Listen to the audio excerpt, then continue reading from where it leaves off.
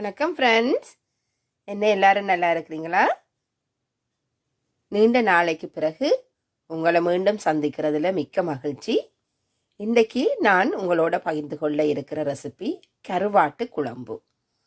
அதாவது கட்டா பாறை அல்லது பாறை மீன் என்று சொல்லுவினோம். அந்த மீனின் ட்ரை ஃபிஷ், அதாவது கருவாட்டு குழம்பு எப்படி செய்கிறதுன்னு தான் நான் உங்களுக்கு சொல்ல போகிறேன். இதுதான் பாறை மீன் கருவாட்டு துண்டு, பெரிய துண்டுகளாக எடுத்து வச்சிருக்கிறேன். இதை நான் இப்போ கொஞ்ச நேரம் சுடு தண்ணியில் போட்டு ஹாட் வாட்டரில் ஒரு 5-10 நிமிஷம் அதை ஊற விட்டுட்டு பிறகு எனக்கு தேவையான அளவில் நான் இதை வெட்டி எடுக்க போகிறேன். பாருங்க, நான் இந்தளவு கொஞ்சம் பெரிய துண்டுகளாக வெட்டித்தான் சுடு தண்ணி விட்டு கொஞ்சம் அதை ஊற விட போகிறேன். நான் சின்ன துண்டுகளாக நான் இப்போ வெட்டையிலேயேன்னு சொன்னால் சில நேரம் அந்த கருவாடுகள் கரைந்து போகிற மாதிரி துண்டு துண்டுகளாக மாறுறதுக்கு சந்தர்ப்பம் இருக்குது நாங்கள் குக் பண்ணிக்கல. அதால் நான் இப்போ பெரிய துண்டாக போட்டு தான் ஊற விட போகிறேன். ஏனென்று சொன்னால் கொஞ்சம் சுடுதண்ணியில் ஊற விட்டீங்களா சாதுவாக இந்த கருவாடு கொஞ்சம் வெளிப்பக்கங்கள் கொஞ்சம் விரிந்து உள்ளுக்கு மண் ஏதாவது இருந்ததுன்னு சொன்னால் அதை நீங்கள் கழுவி எடுக்கிறது சுகமாக இருக்கும். இப்போ நாங்கள் இதை கொஞ்சம் ஹாட் வாட்டரில் சுடு தண்ணியில் நாங்கள் இதை ஊற விடுவோம். இந்த கருவாடு ஊறி வாரத்துக்கு முன்னாடி என்னுடைய சேனலை நீங்கள் சப்ஸ்கிரைப் பண்ணலையென்றால் ப்ளீஸ் ஸ்மைல் பி பாசிட்டிவ் என்ற என்னுடைய சேனலை சப்ஸ்கிரைப் பண்ணிக்கொள்ளுங்கோ. அருகில் இருக்கிற பெல் ஐக்கனையும் கிளிக் பண்ணிக்கொள்ளுங்கோ. அப்போ நான் போடுற ரெசிபி எல்லாம் உங்களுக்கு உடனே பார்க்கக்கூடிய மாதிரி இருக்கும். சரி வாங்கோ, இப்போ இந்த குழம்பு செய்கிறதுக்கு தேவையான பொருட்கள் என்னென்னு பார்ப்போம்.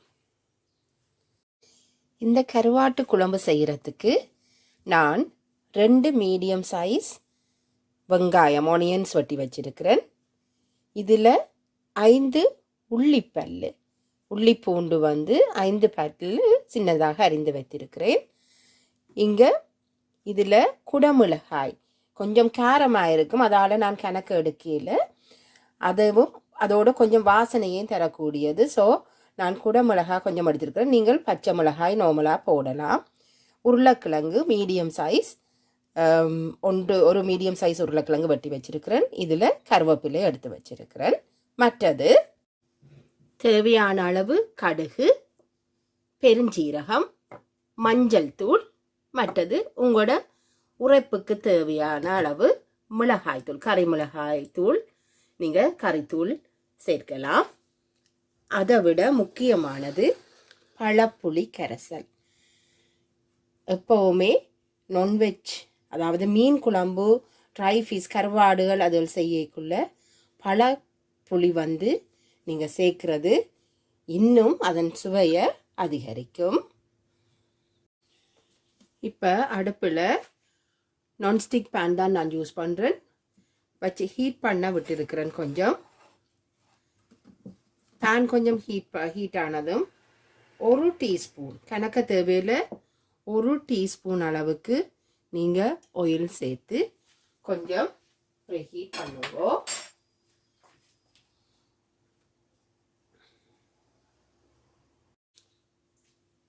இப்போ நாங்கள் விட்ட எண்ணெய் ஹீட் ஆகிட்டுது. இப்போ நான் இதில் கடுகு தேவையான அளவு, உங்களுக்கு தேவையான அளவு, நீங்கள் நார்மலாக கறியலுக்கு போடுற அளவுக்கு கடுகு, கொஞ்சம் பெருஞ்சீரகம்,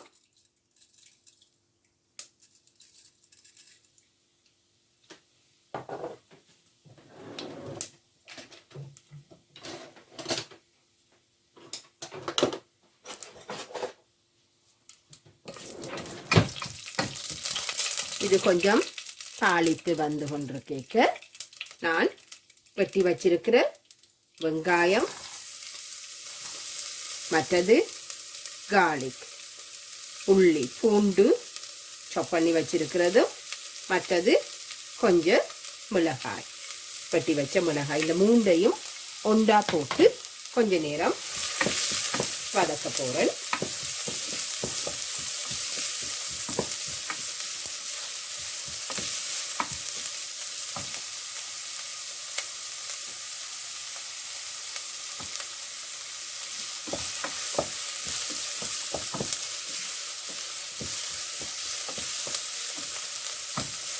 கொஞ்சம் நாங்கள் போட்ட வெங்காயம் கொஞ்சம் டிரான்ஸ்பரன்சி கலரில் வரைக்க அதோட வெட்டி வச்சிருக்கிற பொட்டேட்டோஸ் உருளைக்கிழங்கு துண்டுகளையும்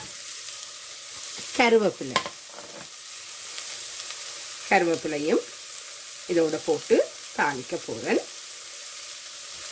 நான் இப்போ கருவாடு போடையில் இதோட ஏனென்று சொன்னால் நாங்கள் போட்டு இந்த உருளைக்கிழங்கு அவியறதுக்கு நாங்கள் இப்படி கரண்டி வச்சு இதண்டேக்குள்ள கூடுதலாக அந்த கருவாடு உடைந்து போய் சின்ன சின்ன துண்டுகளாக மாறுறதுக்கு சந்தர்ப்பம் இருக்குது. அதால் நான் இப்போ கருவாடு போடையில் இந்த உருளைக்கிழங்கு கொஞ்சம் ஹாஃப்வே குக் ஆன பிறகுதான் நான் இந்த கருவாட்டை சேர்க்க போகிறது. இதில்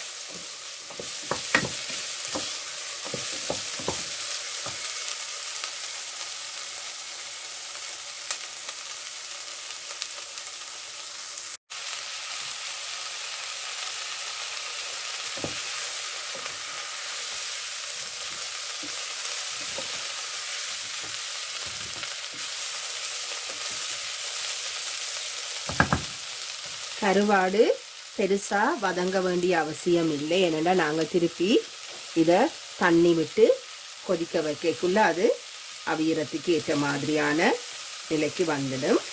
இப்போ நான் இந்த கருவாடு உருளைக்கிழங்கு எல்லாம் வதங்கி கொண்டு கேட்க தேவையான அளவு மஞ்சள் தூள், மற்றது கறி பவுடர், கறி மிளகாய் தூள்,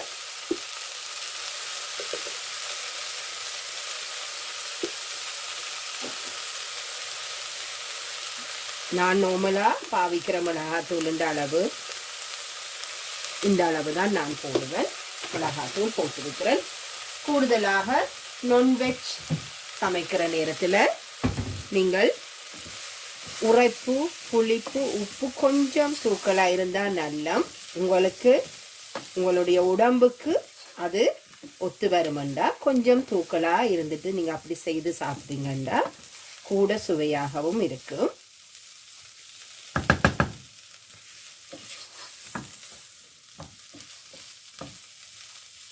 சில பேர் இப்படி தூள் போட்டுட்டு இதுக்கு பிறகு தக்காளி பழம், ஒரு தக்காளி பழமோ 2 தக்காளி பழம் வெட்டி போடுறவ.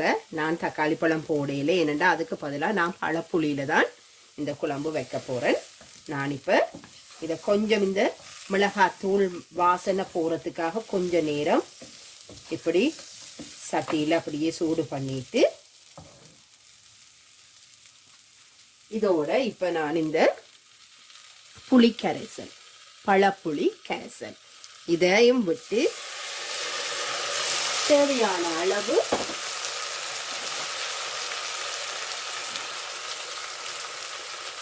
தண்ணி,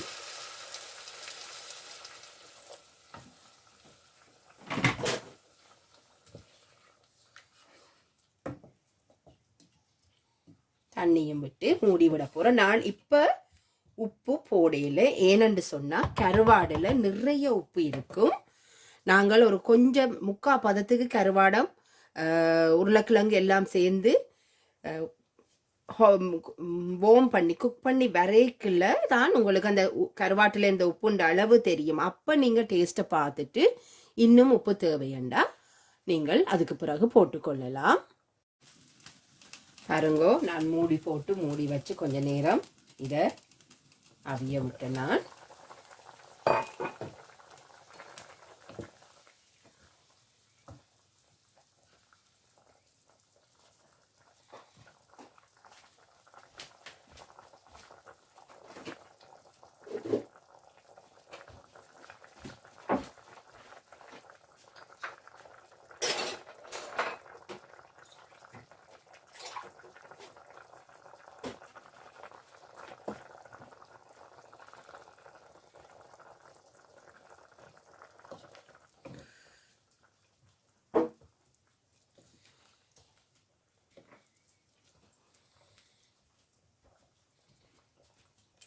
நான் இந்த கருவாட்டு குழம்புக்கு கொஞ்சம் கூடத்தான் தண்ணி விட்டேன். நான் ஏனென்று சொன்னால் இந்த கருவாடு நல்லா ட்ரை ஆனபடியால் அது உள்ளுக்கு அந்த கறி ஊறுறதுக்கு கொஞ்சம் நேரம் எடுக்கும்.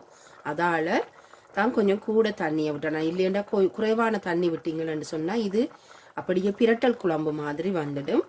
எங்களுக்கு கொஞ்சம் கிரேவியும் வேணுமென்றபடியாக கொஞ்சம் தண்ணி கூட விட்டுனா.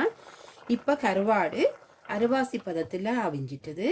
இந்த நேரத்தில் நான் ஒருக்கா உப்புண்ட டேஸ்ட்டை பார்க்க போகிறேன்.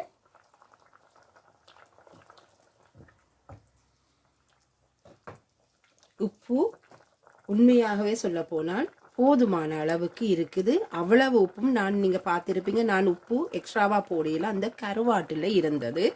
ஆக கூடுதலாக உடம்புக்கு சேர்ப்பதும் அவ்வளவாக நல்லதில்லை. எங்களுடைய குடும்பத்துக்கு தேவையான அளவுக்கான உப்பு இதில் இருக்குது. ஆனபடியாக நான் இதில் இப்போ உப்பு ஒன்றுமே போடையில. கொஞ்சம் நீங்கள் இதோட தேங்காய் பால் ஒரு கொஞ்சம் கணக்க விட தேவையில்லை, உங்களுக்கு விரும்பினா கூட விடுங்கோ. இதில் கொஞ்சம் தேங்காய் பால் கொஞ்சம் ஆட் பண்ணி போட்டு திரும்பவும் இதை நான் மூடி விட போகிறேன்.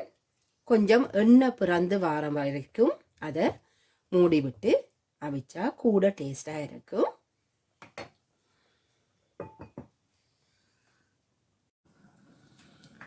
பாருங்கோ, கருவாட்டு குழம்பு நாங்கள் இறக்கிறதுக்கு தயாராக வந்துட்டுது. எங்களுக்கு தேவையான பதத்தில் கிரேவியும் செட்டாக வந்துட்டுது.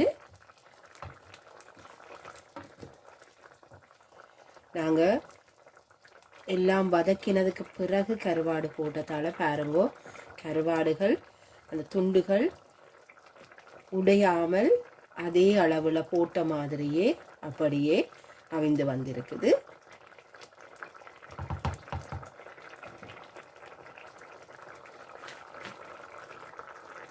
ஃப்ரெண்ட்ஸ், இதுதான் நான் இன்றைக்கு செய்த கருவாட்டு குழம்பு.